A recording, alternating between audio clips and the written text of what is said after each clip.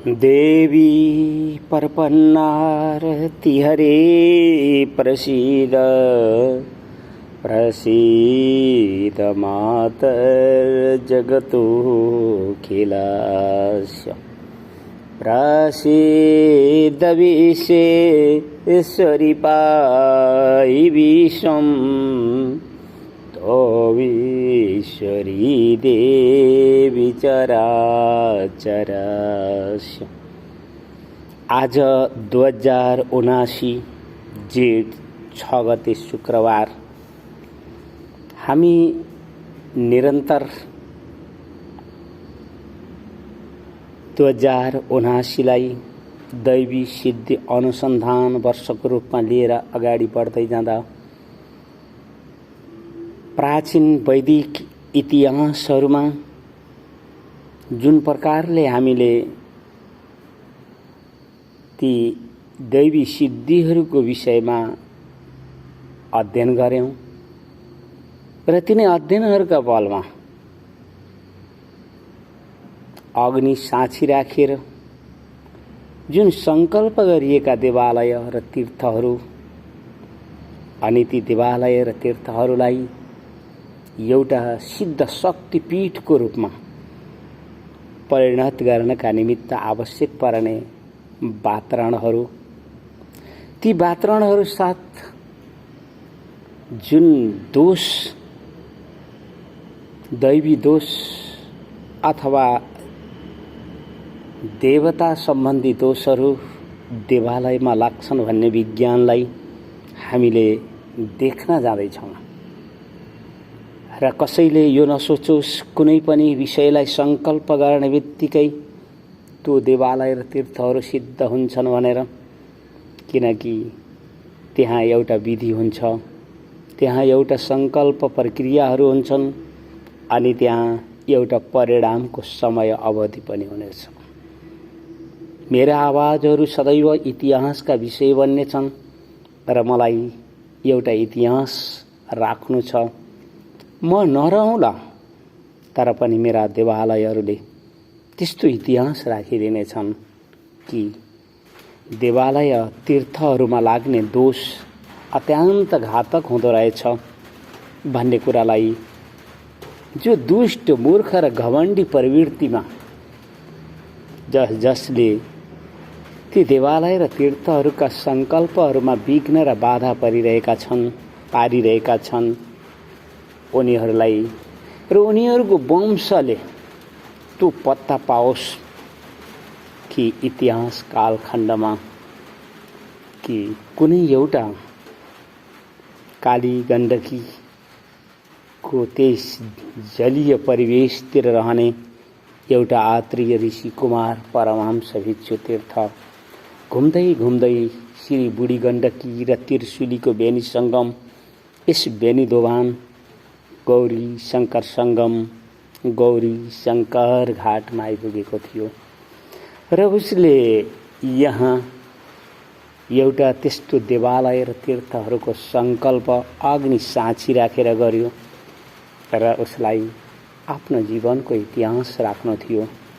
उसलाई बहुलवादका जनसङ्ख्याहरू देख्नु थिएन। उसलाई त वैदिक सनातन धर्मको जुन वैदिक प्राचीन शास्त्रहरूका मूल्य र मान्यताहरूलाई बुझ्नु थियो, देख्नु थियो र उसले दैवी सिद्धिहरूका साथमा आफ्नो जीवन जोड्नु पर्ने महसुस गर्दै 2078 देखि आजसम्म ऊ तिनै प्राचीन वैदिक इतिहासका जुन वचनहरू छन् ती केवल अन्धविश्वासका विषय मात्र हुन् अथवा त्यहाँ संकल्प शक्तिहरूद्वारा ती सम्भव पनि छन्। तर कसैले पनि यो नसोचोस् कि कुनै पनि देवालय र तीर्थहरू संकल्प हुने बित्तिकै दैविक कार्यहरू हुन्छन्। त्यसो होइन। पहिला त देवताहरूका अनेक परीक्षाहरू हुन्छन्। जनसमाजका विघ्न बाधा पार्नेहरू उभिन्छन्, कठिनाई पार्छन्। तर जसले वैदिक शास्त्रलाई बुझेको छ, जसले यो संसारको व्यवहारलाई देखेको छ, जसले यो आत्मा र परमात्माको सम्बन्धलाई बुझ्दै कर्मलाई नै विश्वास गरेको छ र त्यसै कर्मले नै जीवहरूलाई बन्धनमा पार्ने पनि गर्दछ र त्यसै कर्मले नै जीवहरूलाई मोक्ष पनि दिने गर्दछ। तिनै वृक्षहरू, जुन वृक्षहरू समय पाएर फल दिने गर्छन् र तिनै वृक्षहरू समय प्रतिकूल हुँदा हामीले त्यहाँ कुनै पनि प्रकारको फलहरू पाएको देखेका छैनौँ। त्यसै प्रकारले मैले पनि जुन विज्ञानको प्रयोग गर्न गइरहेको छु, जुन दैवी सिद्धिहरूको विषयमा अनुसन्धान गर्न गइरहेको छु, त्यो प्राचीन इतिहासहरूका साथमा उभिएको छु, वैदिक शास्त्रका साथमा उभिएको छु र वैदिक शास्त्रले मलाई एउटा के शिक्षा दिएको छ भने कि हामीले प्रयास गर्नुपर्छ, ईश्वर अनुकूल भएमा अवश्यमेव सफल रहनेछौँ। हामीले प्रकृतिका ती झार वृक्षहरू, ती जीव जन्तुहरू अनि ती सबै जैविक जगतहरूलाई एउटा वैदिक विज्ञानको कसौटीबाट देखेर अनुभव गर्यौं कि त्यहाँ एउटा भौतिक शरीर थियो, त्यहाँ एउटा जैविक शरीर थियो, त्यहाँ एउटा चेतन आत्मसत्ता थियो र त्यहाँ एउटा विधि र विधान थियो। हामीले ती विधि र विधान अन्तर्गत उभिन जाँदा हामीलाई सूर्य मिलेका थिए, हामीलाई चन्द्र मिलेका थिए, हामीलाई अग्नि मिलेका थिए, हामीलाई जल र वायु मिलेका थिए, हामीलाई आकाश र प्राण सत्ता मिलेको थियो अनि हामीलाई आत्मसत्ता मिलेको थियो। त्यसै कारणले त हामीलाई के विश्वास छ भने इतिहास आत्रीय ऋषि परम्परामा एउटा अद्भुत दैवी सिद्धिहरू साथ बोलिरहेको हुनाले मैले पनि अनुभव गरेको छु र मैले पनि त्यही बाटो समाएको छु। मैले केही पनि बुझ्दिनँ, त्यस्तो मलाई लागेको थिएन। त्यसैले त माताहरूले मलाई वैचारिक एउटा स्वरूपलाई नै जनसङ्ग्रह वातावरणलाई छोड्दै देवालय र तीर्थहरूलाई सङ्कल्प बुद्धिहरू दिँदै दैवी सिद्धि, दैवी बल बुद्धि र विद्याहरूका बाटाहरूमा उभिन लगाउँदै प्रकृतिको खुला विश्वविद्यालयमा शिक्षा दिँदै आज म 2079 मा आइपुगेको छु। म एक योद्धा जस्तो भएर उभिनुपर्छ। म एक आक्रोशमा उभिनुपर्ने हुन्छ, किनकि मैले एक्लो मागन्ते जीवन बाटोमा उभिएको छु। मैले त्यस्तो जीवनमा उभिएको छु जुन देवताहरूलाई पनि दुर्लभ बाटो थियो, जुन विदेह जीवन मुक्तिको बाटो थियो, जुन वैदिक शास्त्र सम्बद्ध ती दैवी सिद्धिहरूको अनुभव गर्ने जीवन बाटो थियो। त्यसैले त मलाई केही कठिनाइहरू पनि अनुभव भए, कयौं त्यस्ता कष्टमय जीवनहरू पनि देखियो र मैले आफ्नो जीवनका शिक्षाका निमित्त जे जस्ता परिवेश र परिस्थितिहरू अनुभव गरेँ, तिनैले त आज मलाई यो आवाज गर्ने शक्ति र सामर्थ्य दिइरहेका छन्। र मैले अनुभव गरिरहेको छु कि धानको बिउ समयमा छरेर, समयमा रोपेर, समयमा गोडमेल जलमल दिएर त्यो समयमा नै फल दिन्छ। त्यस्तै झैं जुन देवालय र तीर्थहरू सङ्कल्प गरियो र ती देवालय र तीर्थहरू अग्नि साक्षी राखेर सङ्कल्प गरियो र तिनलाई संरक्षण गर्नका निमित्त सूर्याग्नि नामका देवतालाई साक्षी राखेर श्रापको विधि पनि बनाइयो।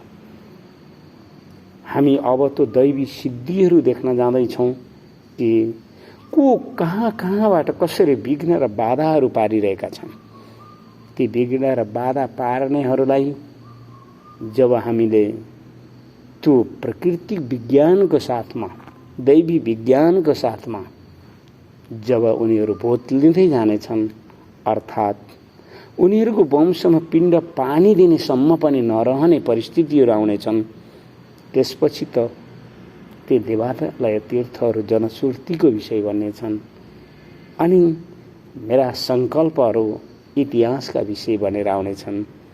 र मेरो भौतिक शरीर नरहे पनि मैले अनुभव गरिसकेको छु कि मेरो त्यो अङ्कुर, गर्भ अङ्कुर जीवन, त्यो प्रसुति नाल नाभि सहितको पृथ्वी काग टेकेको र देखेको जीवन, त्यो बाल्य जीवन, त्यो यौवन जीवन, अनि मैले यो भौतिक शरीरमा जे जस्ता आज पनि अनुभव गरिरहेको छु, गर्दै गर्दै अब म 57 वर्षतर्फ जान खोज्दैछु।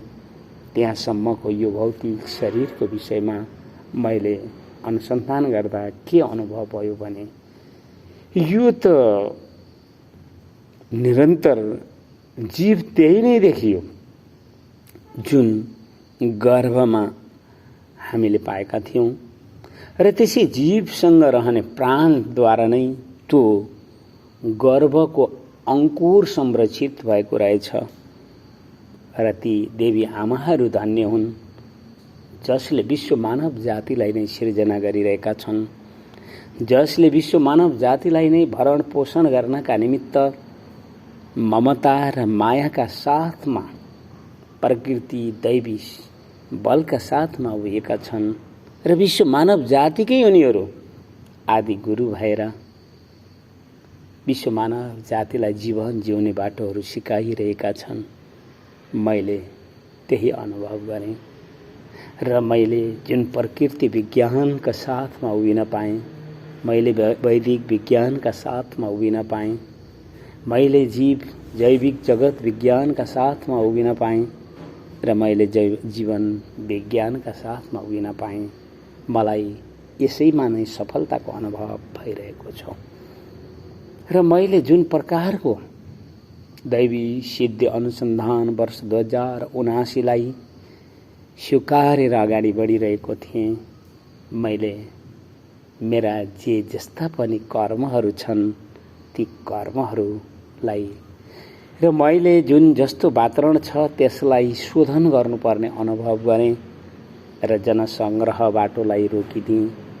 दैवी सिद्धि अनुसन्धानको बाटोमा उभिन जाँदा प्राचीन वैदिक इतिहास नै मैले बडो सिद्ध र ती अनुभवहरू साथमा उभिने अवसरहरू दिने, ती माताहरूका ती वरदा हातहरू, ती आशीर्वादहरू सायद मेरा शिरमा परेका रहेछन्।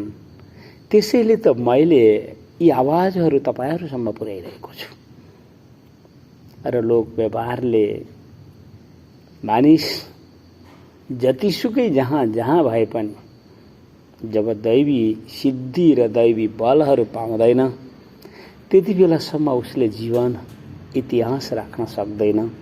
त्यसैले मैले दैवी सिद्धिको बाटो नै रोज्न पुगेँ। मलाई मानिसहरू संग्रह गर्नु पनि छैन र मलाई मेरी माँका आशीर्वाद, ती व्रत हात शिरमा जुन प्राप्त धनहरू आउने छन् ती धनहरूको मैले सदुपयोग गर्नुपर्ने छ। मैले मेरो शरीरको सदुपयोग गर्नुपर्ने छ। मैले प्राप्त गरेका ती माताहरूका आशीर्वाद, शिक्षा, उपदेशहरू, ती दैवी बल, बुद्धि र विद्याहरूलाई मैले सदुपयोग गर्नुपर्ने हुन्छ। त्यसैले त म दैवी सिद्धिका साथमा नै उभिनुपर्छ भनेर अगाडि बढिरहेको छु र जुन दिन मैले ती अग्नि सिद्धिहरू, मैले ती प्राचीन इतिहासमा महावीरहरूले प्राप्त गरेका र ती महर्षि कविहरूले प्राप्त गरेका ज्ञानहरू प्राप्त गर्नेछु। तिनै प्राप्ति गर्नका निमित्त नै मलाई मेरी माँको उपदेश र शिक्षा छ कि तिमीले जे जति पनि सुनेका थियौ र जे जति पनि बुझेका थियौ ती सबैलाई भुल्ने गर, सत्कर्ममा उभिने गर। र दुष्ट मूर्ख र घमण्डीहरूलाई जुन श्राप दिएर देवालय र तीर्थहरू संरक्षण गर्नका निमित्त दैवी सिद्धिहरूका साथमा दैव एउटा सिद्ध शक्तिपीठको परिणत गर्ने अभियानको सङ्कल्प लिएका छौ। अवश्यमेव जो कोही पनि दुष्टहरू हुनेछन् ती दुष्टहरू जहाँ कहीँ भए पनि सबै भोत्लिएर पिण्ड पानीसम्म पनि दिन पाउने स्थिति नरहेर समाप्त भएर जानेछन्। यो ती दैवी आवाजहरू साथ मैले विश्वास पनि लिएको छु। वर्तमानमा जीवन निकै कठिन तर्फ गइरहेको छ, विघ्न बाधाहरू देखिरहेको छु र तिनीहरू मेरा निमित्त मलको रूपमा प्रयोग भइरहेको छ। माताहरूका आशीर्वाद र कृपाहरू ती वरद हातहरू जलका रूपमा प्राप्त हुनाले ती विघ्न बाधा पार्नेहरू सबै मल बनेर उभिनाले मैले वास्तवमा दैवी सिद्धिको नै बाटो रोज्नुपर्छ भनेर त्यही बाटो नै रोजिरहेको छु र जनसङ्ग्रहको बाटो छोड्नै पर्छ र मसँग जे जति पनि माता कृपाबाट प्राप्त धन छ त्यसलाई थोरै किन नहोस्, जीवन जिउन मात्र किन नहोस्, त्यसको सही सदुपयोग गर्नुपर्छ भनेर म आफ्नो भीष्म प्रतिज्ञा साथ उभिरहेको हुनाले नै होला।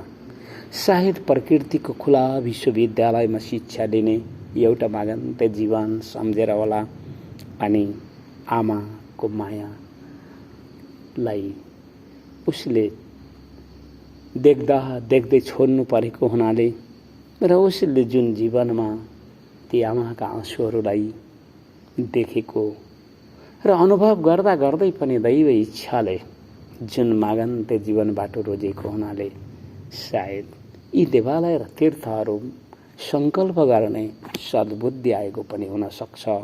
मैले त यही बुझेको छु भन्दै हामीले हाम्रो वेदको उर्वर भूमि गोर्खा राज्य नेपाल यसलाई हामीले वैदिक सनातन धर्मको दैवी सिद्धिहरूका साथमा नै हामीले यस वैदिक सनातन धर्मलाई पुनः स्थापन पनि गर्नेछौँ र यस राष्ट्रको अत्यन्त अस्वस्थ बहुदलीय राजनीति शासन व्यवस्था प्रणालीलाई उसै गरेर नष्ट पारिदिनेछौँ जसरी आगो लागेको त्यो वन जस्तरी, जसरी त्यो आगो लागेका घरहरू समान र जसरी अग्निले खण्डार पल्टिएका प्राचीन सहरहरू समान।